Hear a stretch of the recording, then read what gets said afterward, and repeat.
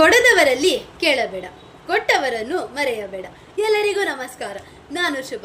ಇಂದು ನಾನು ಬಸವಣ್ಣನ ಬಗ್ಗೆ ಮತ್ತು ಬಸವಣ್ಣನ ಜಯಂತಿಯ ಬಗ್ಗೆ ಮಾತನಾಡಲಿದ್ದೇನೆ. ಬಸವಣ್ಣನ ಜಯಂತಿ ಒಂದು ಹಿಂದೂ ಹಬ್ಬವಾಗಿದ್ದು, ಇದನ್ನು ಕರ್ನಾಟಕ, ಆಂಧ್ರ ಪ್ರದೇಶ, ತೆಲಂಗಾಣ ಮತ್ತು ಮಹಾರಾಷ್ಟ್ರದಲ್ಲಿ ಲಿಂಗಾಯತರು ಮುಖ್ಯವಾಗಿ ಬಸವಣ್ಣನ ಜನ್ಮದಿನವನ್ನು ಗೌರವಾರ್ಥವಾಗಿ ಆಚರಿಸುತ್ತಾರೆ. ಈ ಎಲ್ಲ ರಾಜ್ಯಗಳಲ್ಲೂ ಇದು ಸರ್ಕಾರದ ರಜೆ ದಿನವಾಗಿರುತ್ತದೆ.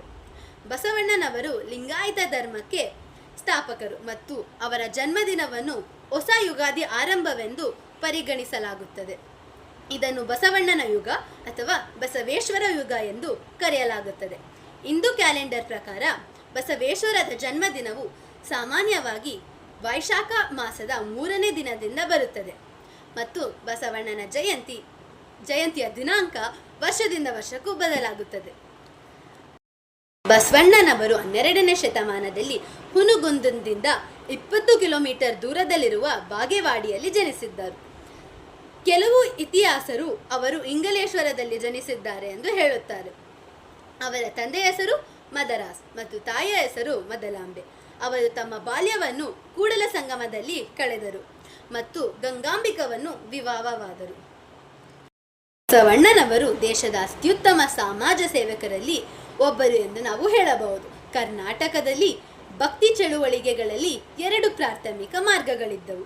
ಭಕ್ತಿ ಚಳುವಳಿಯ ಮೊದಲ ರೂಪವನ್ನು ಮಾದರ್ ಚೆನ್ನಯ್ಯ ಪ್ರಾರಂಭಿಸಿದರು. ನಂತರ ಬಸವಣ್ಣನವರು ಅದನ್ನು ಮುಂದುವರಿಸಿದರು. ಭಕ್ತಿ ಚಳುವಳಿಯ 2ನೇ ರೂಪವು ವಚನ ಸಾಹಿತ್ಯವನ್ನು ಆಧರಿಸಿದೆ. ಈ ಸುಧಾರಣೆಗಳ ಮೂಲಕ ಸಮಾಜದಲ್ಲಿ ಅನೇಕ ಬದಲಾವಣೆಗಳನ್ನು ತರಲಾಯಿತು. ಜಾತಿ, ಬಣ್ಣ ಮತ್ತು ಆರ್ಥಿಕ ಸ್ಥಾನಮಾನಗಳ ಹೊರೆ ತೆಗೆದು ಎಲ್ಲರೂ ಸಮಾನರು ಎಂದು ಹೇಳಿದ ಬಸವಣ್ಣನವರ ಭಕ್ತಿ ಮಾರ್ಗವನ್ನು ಬೆಂಬಲಿಸಿದರು. ಶರಣ ಸಮುದಾಯ ಬೆಳವಣಿಗೆಯಲ್ಲಿ ಬಸವಣ್ಣನವರು ಗಣನೀಯ ಕೊಡುಗೆಗಳನ್ನು ನೀಡಿದ್ದಾರೆ. ಇದು ಅಕ್ಕಮದೇವಿ ಮತ್ತು ಆಲಂ ಪ್ರಭು ಅವರಂತಹ ಮಹಾನ್ ಸಮಾಜ ಸುಧಾರಕರು ಮತ್ತು ಕವಿಗಳನ್ನು ಸೃಷ್ಟಿಸಿತು. ಅವರ ನಂಬಿಕೆ ಮತ್ತು ಬೋಧನೆಗಳು ಅದ್ಭುತವಾಗಿದ್ದವು. ಕೆಲವರು ಅವರ ನಂಬಿಕೆ ಮತ್ತು ಬೋಧನೆಗಳನ್ನು ಸಂಪೂರ್ಣವಾಗಿ ನಂಬುತ್ತಿದ್ದರು, ಆದರೆ ಇತರರು ಅದನ್ನು ನಂಬುತ್ತಿರಲಿಲ್ಲ. ಆದುದರಿಂದ ಬಸವಣ್ಣನವರು ನೀಡಿದ ತ್ಯಾಗ ಮತ್ತು ಕೊಡುಗೆಯನ್ನು ಸ್ಮರಿಸಲು ಬಸವಣ್ಣ ಜಯಂತಿಯನ್ನು ಆಚರಿಸಲಾಗುತ್ತದೆ. ತೋಡಿದ ಬಾವಿಗೆ ನೀರೇ ಸಾಕ್ಷಿ, ಮಾಡದ ತಪ್ಪಿಗೆ ಮೌನದ ಕಣ್ಣೀರೇ ಸಾಕ್ಷಿ. ಇಲ್ಲಿ ನಾನು ನೀಡಿದ ಭಾಷಣಕ್ಕೆ ನೀವೇ ಸಾಕ್ಷಿ ಎಂದು ಹೇಳುತ್ತಾ ನನ್ನ ಭಾಷಣವನ್ನು ಇಲ್ಲಿಗೆ ಮುಕ್ತಾಯಗೊಳಿಸುತ್ತಿದ್ದೇನೆ. ಜೈ ಹಿಂದ್, ಜೈ ಕರ್ನಾಟಕ ಮಾತೆ. ಎಲ್ಲರಿಗೂ ಶುಭವಾಗಲಿ.